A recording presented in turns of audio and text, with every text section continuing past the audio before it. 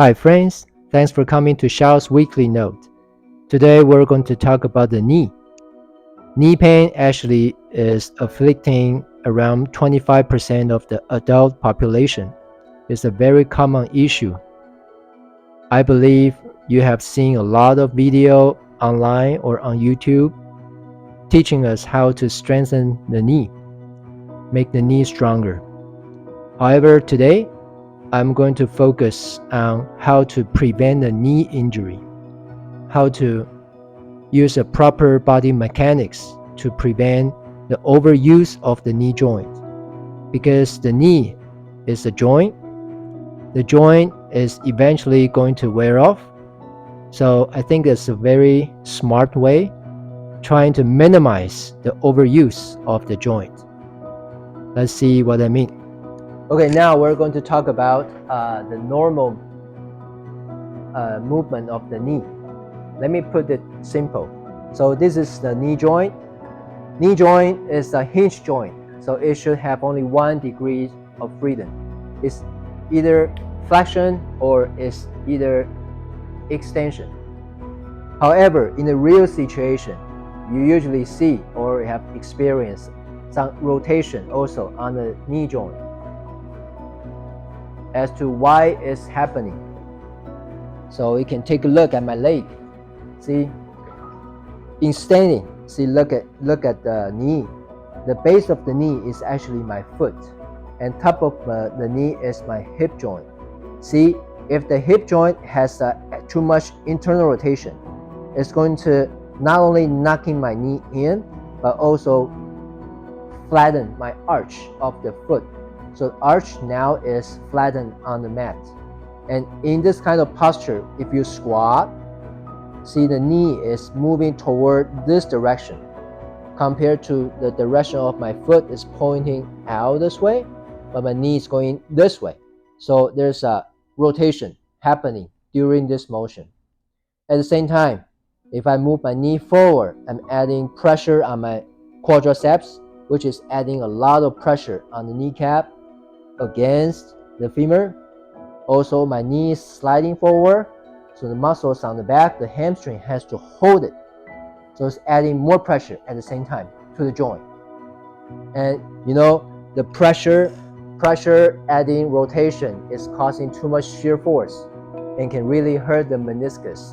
So that's why it's happening a lot to the soccer players or any sports players that requires a lot of running and squatting. So the normal way to squat, this is the point. The first thing, we should maintain a good posture. And actually the principle is easy. Just remember one thing, which is to keep your knee on top of the foot. So when you look down from your angle, you see if I want to keep the knee on top of my foot, I have to move the knee out.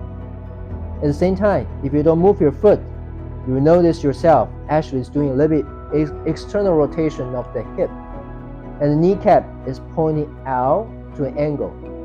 The angle actually depends on the tibia torsion. We don't have to know, but what we have to know is we have to make the knee stay on top of the foot. And when you do this, at the same time, the arch of the foot is maintained. So when your leg is in this kind of posture, when you squat, the knee is moving smoothly. And if you check me from the side, when you squat, see, during the squatting, I'm still having my knee on top of the foot. I'm not going forward. If I go forward, I put all the pressure on the quadriceps, and quadriceps can cause the kneecap going into or toward the joint itself and causing too much pressure under the cartilage side of the patella. That can also lead to early degeneration of the joint. That is not what we want. So the ideal, the best way to squat, actually just trying to move your hip.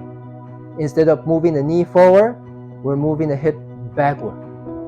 See, this way, the kneecap is sliding in a groove without extra unwanted pressure, and the muscles that actually controlling this movement is more the gluteus muscle, and that can properly strengthen our gluteus muscle.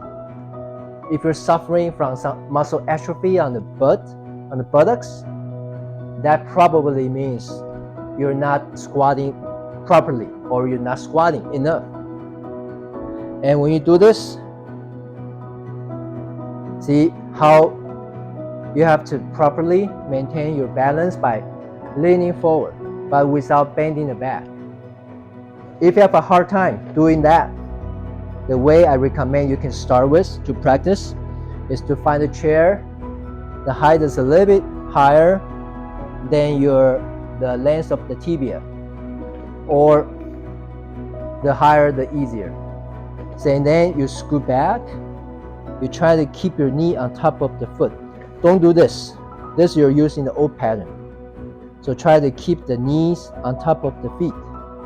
And then you can reach with your hand or without. Let's go without first. You have to keep your back straight. And then you're flexing your hip. You're putting your chest down. Keep going, keep going, keep going to a point that you feel you're moving your center of gravity forward enough. You can lift your buttocks and then you just stand up. Move the buttocks forward. When you sit down, try to reverse same thing. You're moving this backward. You're sitting down. Now, if you can master that, adding your hand-arm movement is much easier. See, when you go forward, if I go, don't use momentum, go slowly. See, with my hand reaching forward, it's even easy. You can practice that. If you find yourself have a hard time flexing your hip and you have the knee pain, that probably means the stiffness of the hip joint is contributing to your knee pain, knee symptoms. So instead of working on the knee, I think the first thing you should loosen up the hip joint. As to how we're going to present it in the future, but practice this if you can. I will not say it's going to improve your pain right away, but at least it's preventing the further injury of the joint, and we can well preserve the joint for a longer term, for a longer use. So practice that. You can go with your breathing. Breathe out. Breathe in. Breathe out. Try to make this as one of your habits. So whenever you're sitting down, standing up, whenever you're squatting, or even taking lunges, you're actually trying to prevent the overuse of the knee joint and preserve the joint. So hopefully this information is useful to you to help to improve your health. Okay, I guess that's it. So thanks for coming. Thanks for watching.